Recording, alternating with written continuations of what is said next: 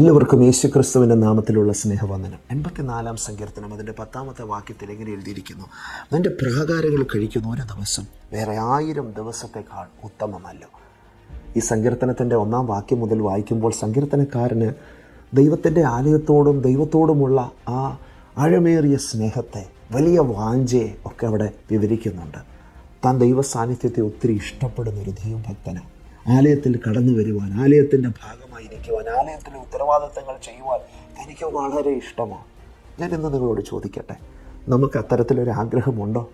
നമ്മുടെ ജീവിതത്തിൻ്റെ സൗഭാഗ്യങ്ങളും നന്മകളും നമ്മുടെ ജീവിതത്തിൻ്റെ ആഡംബരങ്ങളും ഒക്കെ വർദ്ധിച്ചു കഴിയുമ്പോൾ, പണം കൂടുതൽ വരുമ്പോൾ, ജീവിതത്തിൻ്റെ സ്റ്റാറ്റസിന് മാറ്റം വരുമ്പോൾ നമ്മൾ ഒഴിവാക്കുന്നത് ദൈവമായിട്ടുള്ള ബന്ധമല്ലേ?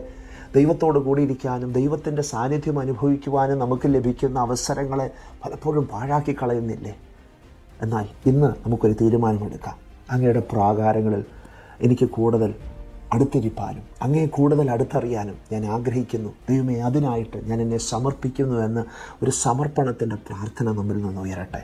പ്രിയമുള്ളവരെ, ഈ ലോകത്തിൽ മറ്റാരുടെയും കൂടെ സമയം ചെലവിടുന്നതിനേക്കാൾ ഏറ്റവും വിലപ്പെട്ട നിമിഷങ്ങൾ ദൈവത്തോടൊപ്പം ചെലവിടുന്ന നിമിഷങ്ങളാണ്. ദൈവത്തോടൊപ്പം നിങ്ങൾ ചെലവിടുമ്പോൾ, പ്രാർത്ഥനയിൽ, ആരാധനയിൽ, ദൈവവചന ധ്യാനത്തിൽ നിങ്ങൾ ചെലവഴിക്കുന്ന ഓരോ നിമിഷവും നിങ്ങൾ പോലും അറിയാതെ നിങ്ങൾ രൂപാന്തരപ്പെടുത്തിക്കൊണ്ടിരിക്കുകയാണ്.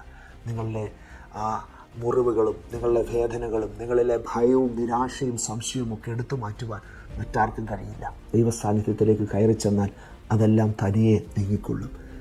മഞ്ഞുരുകുന്നത് പോലെ, മെഴുകുരുകുന്നത് പോലെ നമ്മുടെ ജീവിതത്തിലെ മറ്റെല്ലാം ഉരുകി ദൈവ സാന്നിധ്യത്തിൽ നാം അവനോട് കൂടെ ചേരും.